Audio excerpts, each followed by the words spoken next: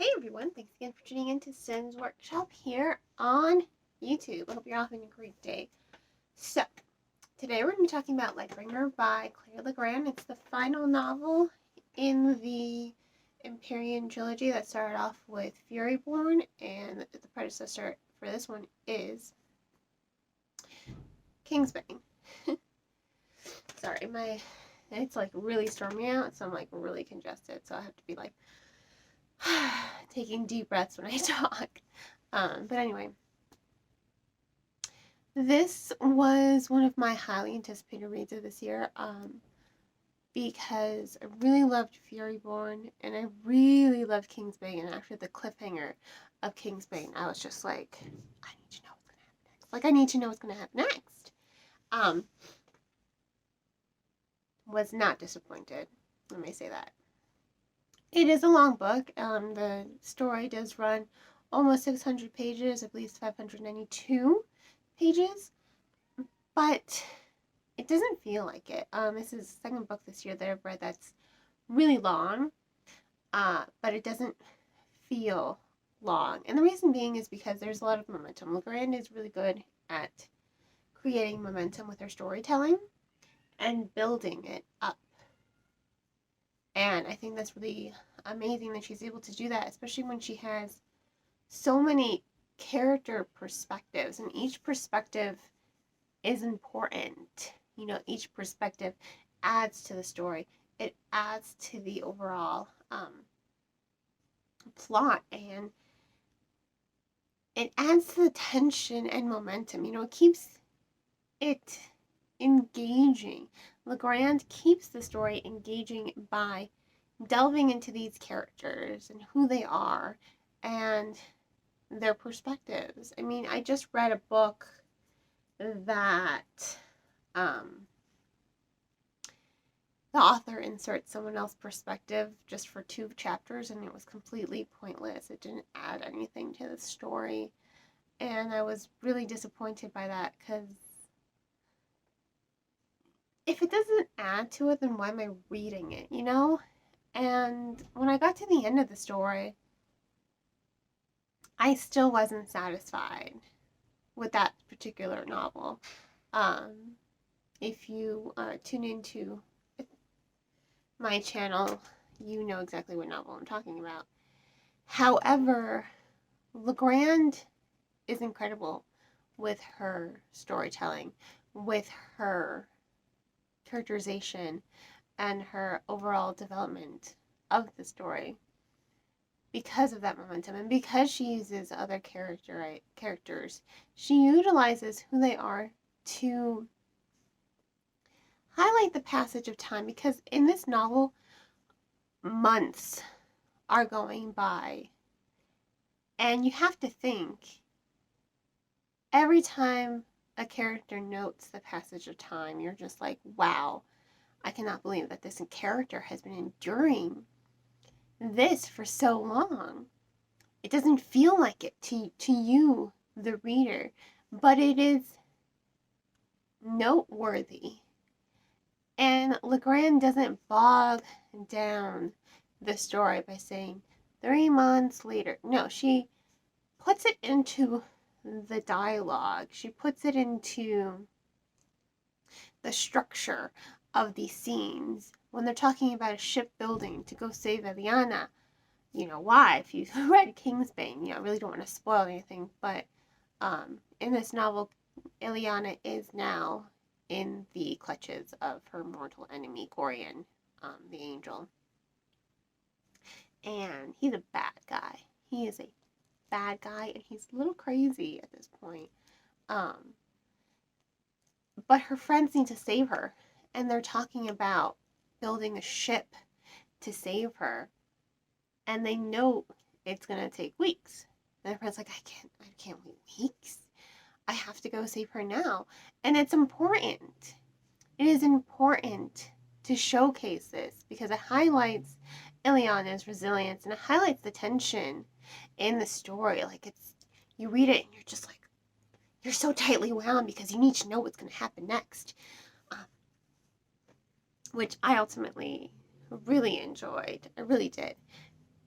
So I think it's great that Legrand is able to keep up the momentum of the story. She keeps the story interesting. She inserts a lot of plot twist, a lot of shifting with points of view to engage the reader in the story. So there isn't a moment that's boring. There's not a single moment that goes by that you're just like, oh, come on, hurry up. No, it was just really good. um, and, you know, as much as the story is driven by the plot, it is also driven by the characters. Riel is the other main protagonist. You know, the story does open up a prophecy of two queens. You have the Blood Queen and the Sun Queen.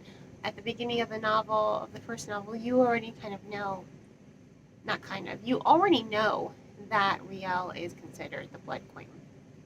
So the story, it's like 1,000 years between these two girls, between Riel and between Iliana, her daughter.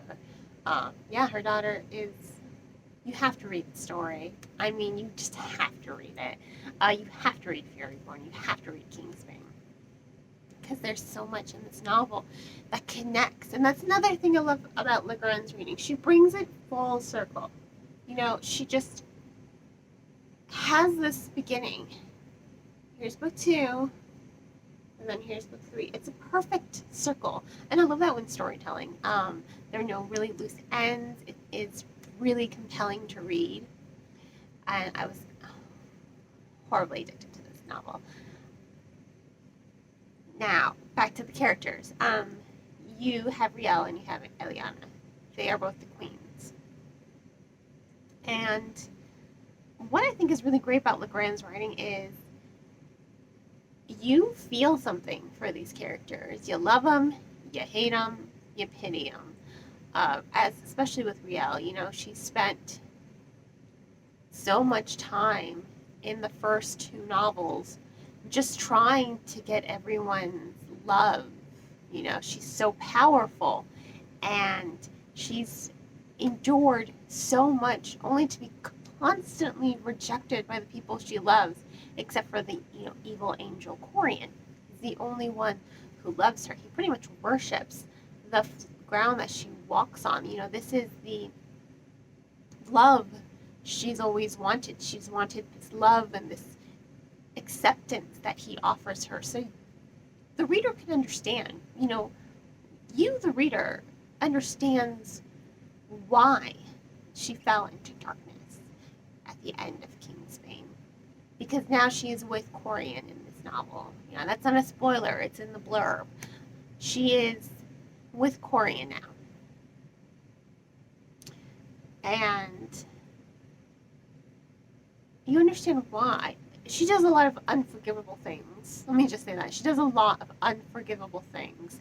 So there were times when I just absolutely hated her. But that pity I felt for her never went away. Because I've been on this journey with her since Furyborn. I understand where she's coming from. I understand that pain.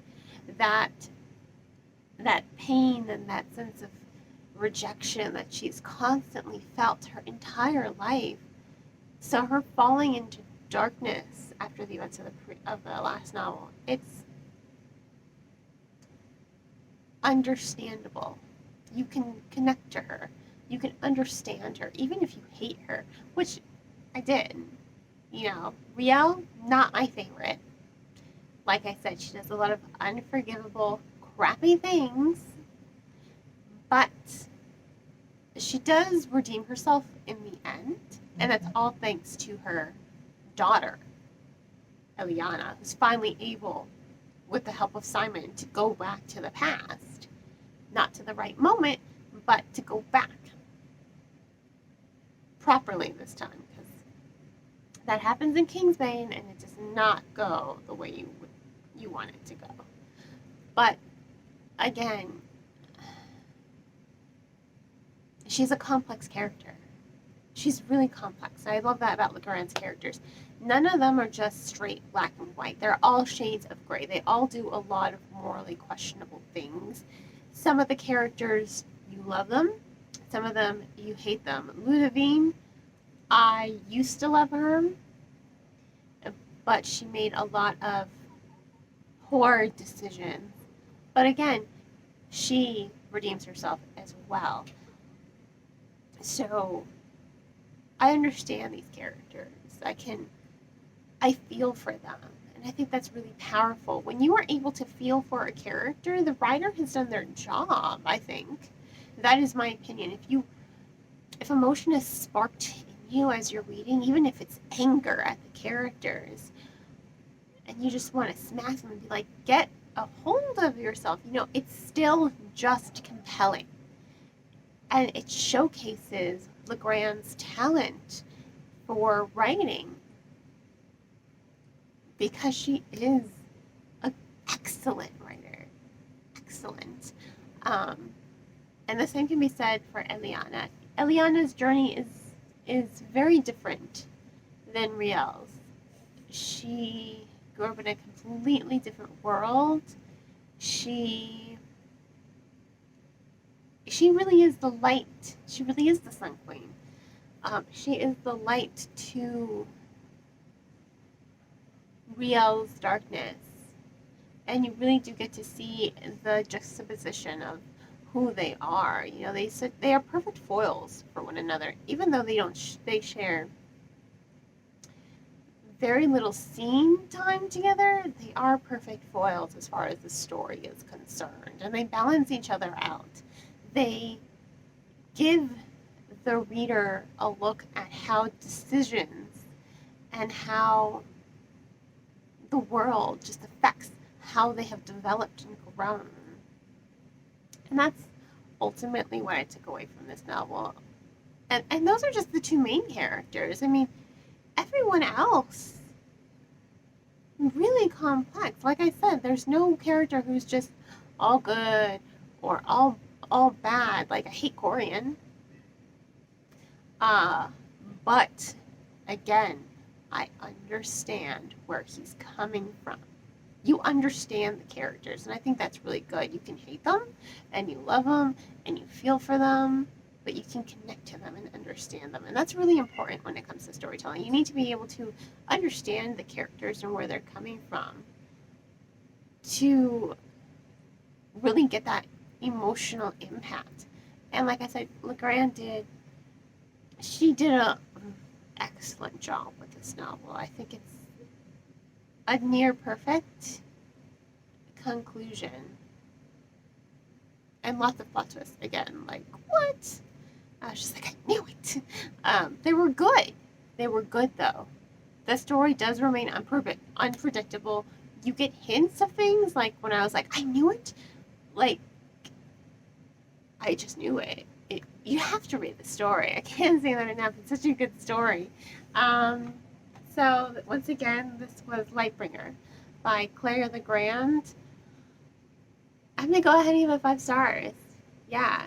My initial rating was 4 stars, but the more I talk about it and the more I continue to discuss it, I love it even more. And if I love it even more, yeah, it's going to get 5 stars. So, once again, Lightbringer by Claire Legrand. I'm going to go ahead and give it 5 stars. It is the last novel in the Empirium Trilogy, which started off with Furyborn. Definitely recommend this series. I really do. You can go ahead and purchase the book off of bookshop.org. I will provide a link to in the description below. Money's too tight. Please check out the book from your local library. Definitely warrants reading. And I hope you will continue to support me by liking this video and subscribing to my channel. I hope you all have a great rest of your day. And as always, happy reading!